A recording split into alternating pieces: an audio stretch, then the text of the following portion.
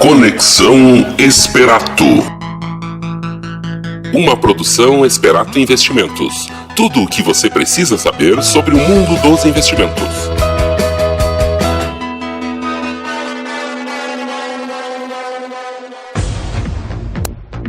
Uma boa tarde, caro ouvinte do programa Conexão Esperato. Programa número 61. Grande número de programas aí. Eu, Eliseu Mânica Júnior, aqui diretamente dos Estados Unidos, procurando trazer um pouquinho mais de informações sobre empreendedorismo, investimentos, assim como o Felipe, o Ronaldo, o Marcelo, outro sócio nosso de Porto Alegre, que hoje está na Inglaterra, né? Tem participação no programa diretamente da Inglaterra, eu aqui dos Estados Unidos. Então, Grupo Esperato sempre buscando conhecimento, sempre buscando ser melhor, e a gente indo atrás do conhecimento, da informação, para poder fazer melhor o que a gente já vem fazendo, né? E óbvio que tem muito que aprender, evoluir, né? Por isso que a gente vai atrás, aprender sempre, né? O que é necessário, acredito, na vida, né? O processo de aprendizagem não pode ser algo, por exemplo, uma faculdade, ser algo de um período apenas, mas ele é um modo de vida, né? A gente tem que estar sempre em busca de aperfeiçoamento, não dá para parar, e é isso que a gente acaba fazendo, né, no grupo, né? Como todos, é o nosso mindset, o nosso modo de pensamento, né? Sempre buscar o conhecimento, a informação. Tivemos o fechamento nesse segundo trimestre dos resultados, né?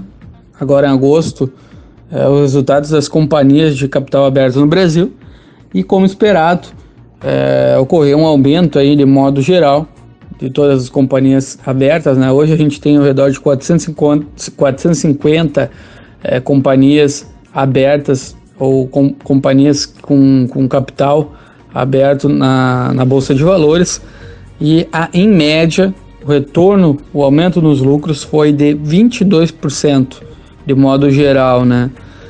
No Brasil existem cerca de 450, 440 companhias, né, negociadas na Bolsa de Valores.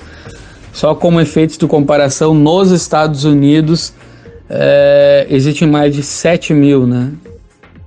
Claro, uma economia mais madura. Só por curiosidade também, só o valor de mercado da Apple, ela dá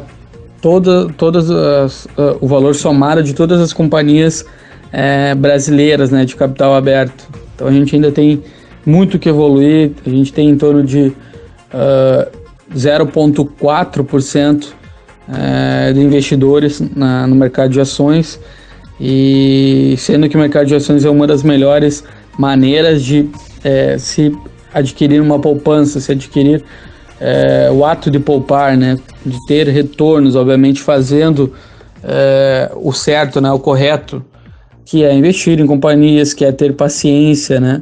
E hoje eu vou comentar um pouquinho mais sobre a questão de que muitas vezes a gente coloca o investidor no mercado de ações, ele coloca o foco apenas no retorno das ações, né? No retorno do capital dele, sendo que é a única coisa que ele não pode controlar. E eu vou explicar um pouquinho mais no decorrer aí da minha participação no programa, né? Risco, custo, tempo, comportamento e retorno. Essas são algumas das características que fazem parte aí de quem quer investir no mercado de ações, né? Só um deles a gente não controla, e é o que a gente mais coloca foco, né, quando investe no mercado de ações. Primeiramente, falando sobre risco. O risco, ele é algo bem pessoal. Quando a gente se investe uma carteira de investimentos, um conjunto de investimentos, a diversificação ela é necessária. O que isso significa? Significa eu criar uma carteira de investimentos, um conjunto de investimentos com ativos de renda fixa, com ativos de, por exemplo, fundos multimercados, com ativos, uma parte de ações, quem sabe uma parte em moedas, comprar $1, vender $1, ou comprar €1, colocar um fundo que invista em moedas, né? Então o risco ele é algo bem pessoal, ele tem a ver com a idade do investidor, ele tem a ver com o poder aquisitivo do investidor, com o nível de conhecimento. Então o risco, ele é importante a gente prestar atenção, né? E o risco ele é algo bem pessoal. O investimento, realizar investimentos é algo bem pessoal, né? Não tem como. Muitos me perguntam, qual é o melhor investimento? O melhor investimento é aquele que é mais condizente com o seu risco. Então, a primeira coisa é risco. E isso a gente pode cuidar no investimento e deve, né? Segunda questão, o custo. Principalmente no mercado de ações, custo a gente também tem um poder de decisão, depende da gente. Então, o custo tem a ver, por exemplo, com a compra de um determinado ativo. Eu tendo paciência no mercado de ações, é justamente em crises, é justamente em momentos, digamos assim, em que cai a cotação, é que eu vou fazer a melhor compra. Então isso, aliado a alguém que tenha conhecimento, junto com um controle emocional, porque é preciso ter uma evolução, digamos assim, um controle emocional, ser paciente, isso vai tornar mais fácil para eu comprar ações, por exemplo, comprar um determinado investimento com custo baixo, principalmente em momentos de crise, que são feitos os melhores negócios, as melhores compras e o melhor custo, né? Terceiro fato que eu posso controlar, que o investidor pode controlar no investimento, é o tempo. O tempo, quanto mais tempo no investimento, mais tempo para ele maturar, mais tempo para os juros compostos trabalharem, né? E obviamente mais fácil para se conseguir chegar a determinado objetivo, né? Então o tempo é necessário nos investimentos. Uma frase que eu já utilizei várias vezes aqui: não tem como fazer um bebê em um mês, engravidando 9 mulheres, né? Então tem que ter um tempo para certas coisas maturarem, e assim também nos investimentos, e isso a gente pode também controlar, né?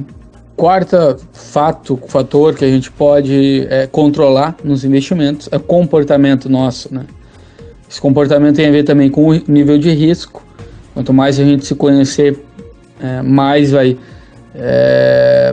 ter um investimento total, uma carteira de investimentos, um conjunto de investimentos com mais adesão, digamos assim, a nossa característica, né? Mais aderente à nossa característica, mais fechado com a nossa característica.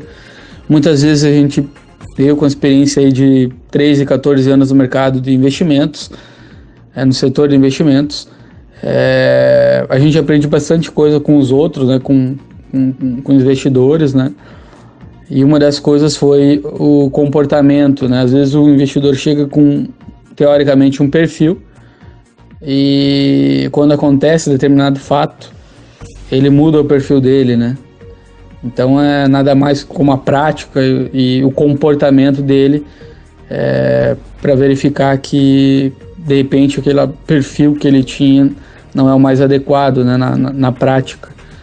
E a gente aprende também isso, né, com o investidor. Então, comportamento, como a gente reage com o mercado, com a cotação das ações, por exemplo, é o mais adequado. Isso a gente pode controlar, né? Ter paciência, por exemplo, principalmente em momentos de volatilidade, como é o momento atual, que é o momento de eleições, e que tem que se ter paciência, né? E ter um perfil também, investir de acordo com o perfil. Tem gente que não tem um perfil para entrar no mercado de ações, por exemplo. Então, respeitar sempre o perfil, né? Então, isso a gente também pode controlar. E o quinto fator, e o único que a gente não pode controlar, que não depende da gente, principalmente o mercado de ações, é o retorno. O mercado de ações ele é um mercado de renda variável, né, também conhecido. Então, o retorno varia de tempo em tempo. Várias vezes eu já comentei aqui no programa que o retorno, o mercado de ações, ele no curto prazo, ele é muito ligado a notícias, é muito ligado, por exemplo, atualmente, ligado o que vai acontecer com a Turquia, Será que vai dar uma crise lá? Porque hoje o mercado, ele é todo... Mercado, né? Não, o mundo, ele é todo interligado, né? O que afeta, por exemplo, um país como a Turquia, pode dar calote em bancos, por exemplo, italianos. Banco italiano também, o francês, no caso, quem tem muita dívida, que emprestou muito para empresas turcas, o BNP Paribas, que é francês, e o Unicredit, que é italiano. Então, o mundo todo é interligado, né?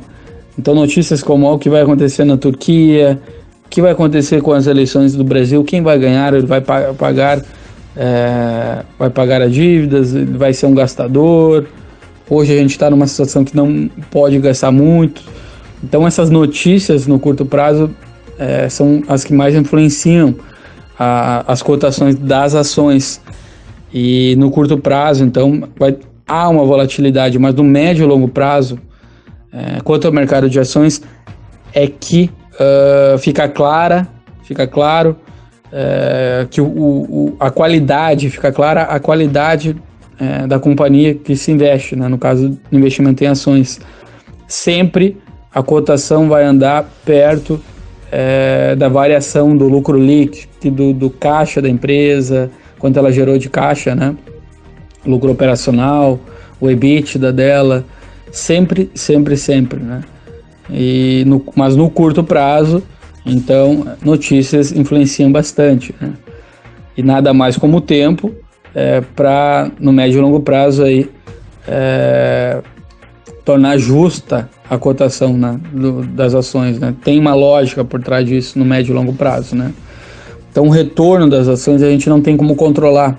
Um exemplo, eu sei que determinado ativo vale X, se hoje ele está cotado, por exemplo, a R$10, eu sei, fazendo através de estudos, ele provavelmente vale aí ao redor de 14, 15 reais, mas eu não sei quando exatamente esses 14, 15 reais eles vão ser cotados. Então, a gente não tem como controlar o retorno. A gente tem como controlar a margem de segurança, que é investir em ativos que tem uma qualidade, que tem um lucro recorrente crescente, que tem uma diferenciação perante outras empresas do mercado, que tem um grande produto, que tem uma marca forte.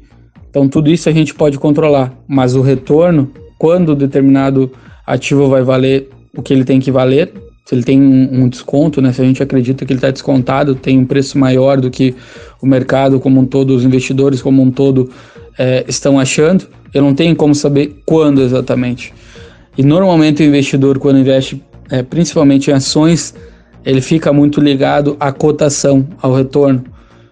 Fica com os olhos no computador, nas cotações. Isso é perda total de tempo. E tempo é o ativo mais valioso que a gente tem, né? Já comentado aqui também várias vezes, para a gente valorizar o tempo, que não tem como comprar tempo, né? Então, o retorno, entre os fatores que eu já citei, que é o risco, o custo, o tempo, o comportamento e o retorno, o único que o investidor não tem controle é o retorno, né? Ao menos no mercado de ações. Então, e é onde ele mais presta atenção e mais ele perde tempo, ficando olhando as cotações a cada dia, ou a cada hora, ou a cada semana, né? E a única coisa que ele não tem, então, um controle, né? Então, pessoal, hoje eu comentei um pouquinho mais sobre o que o investidor ele pode controlar e o que ele não pode controlar e que ele coloca mais foco, né? Principalmente no mercado, nos investimentos em ações, né? A gente também tem a participação do nosso sócio Marcelo, diretamente aí da Inglaterra, né? Trazendo também uma participação especial no programa. Eu fico por aqui, meu tempo já terminou, né? E um grande abraço a todos e obrigado pela sua audiência. Valeu, um abraço.